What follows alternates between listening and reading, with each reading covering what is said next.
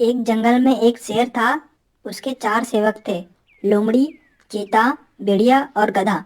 गधा जंगल के समाचार लाता था। चीता शेर खान का अंगरक्षक था, सदा उसके पीछे चलता था। लोमड़ी शेर खान की सेक्रेटरी थी और भेड़िया गृह मंत्री था। उसका असली काम शेर खान की चापलूसी करना था।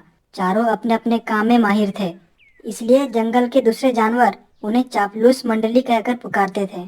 शेर खान शिकार करता, वह जितना खा सकता उतना खाकर बाकी अपने सेवकों के लिए छोड़कर जाया करता था। उससे मजे में चारों के पेट भर जाते थे। एक दिन गधा ने आकर चापलूसी मंडल को सूचना दी। भाइयों, एक जगह पर गाय बैठी है। हम शेर खान को उसका शिकार करने के लिए राजी कर ले तो हमें कई दिनों तक दावत मिलेगी। ठीक है, यह मेरा काम रहा।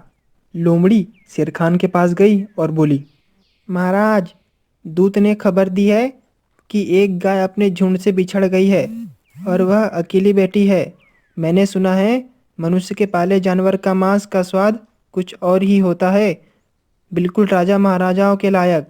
आप आज्ञा दे तो आपके शिकार का ऐलान कर दूं। शेर खान लोमड़ी की मीठी मीठी बातों में आ गया और चापलूस मंडली के साथ बताई गई जगह पर पहुंच गया। वहां एक गाय बैठी थी जो कमजोर लग रही थी। उसकी आंखें पीली पड़ चुकी थी। उसकी हालात देखकर शेर खान ने पूछा। क्यों, तुम्हारी हालत यह कैसी हुई? जंगलों के राजा शेर खान, आपको नहीं पता इंसान कितना निर्दयी होता है।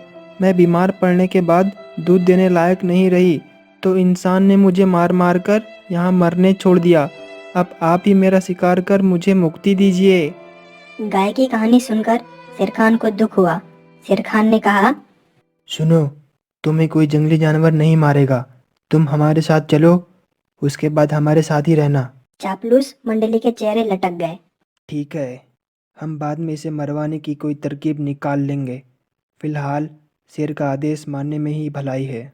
इस प्रकार गाय उनके साथ जंगल में आई। कुछ ही दिनों में हरी भरी घास खाकर गाय स्वस्थ हो गई। एक दिन चापलूस मंडली के कहने पर शेर ने हाथी पर हमला किया। हाथी ने सूंड से शेर को पटक दिया और हाथी वहां से भाग गया। शेर खान को चोट लगी थी, जिस कारण वह कई दिनों तक शिकार पर नहीं जा सका। कई दिनों तक शेर खान और उनके सेवकों ने कुछ नहीं खाया। गाय को मरवाने के लिए कोई ना कोई तरकीब तो सोचनी ही पड़ेगी। लोमड़ी को एक आइडिया आया और उसने चापलूसी मंडल को सुना दिया। योजना के अनुसार चापलूसी मंडल शेर खान के पास गई। सबसे पहले गधा बोला। महाराज, आपको भूखे पेट रहकर मरना मुझसे नहीं देखा जाता। आप मुझे मारकर खा जाइए और अपनी भूख मिटा दीजिए। चल हट, तेरा मांस तो महाराज शेर खान के दांतों में फंसकर रह जाएगा। महाराज, आप मुझे खाइए।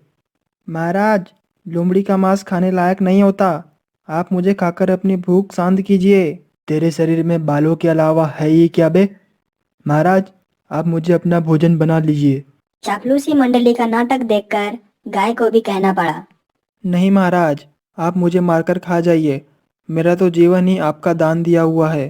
चापलूस मंडली तो यही चाहती थी। सभी ने कहा, यह ठीक रहेगा महाराज। फिर चापलूस मंडली ने गाय को मार दिया। इस कहानी से हमें सीख मिलती है कि चापलूसों की दोस्ती हमेशा खतरनाक होती है। तो बच के रहे मेरे दोस्त।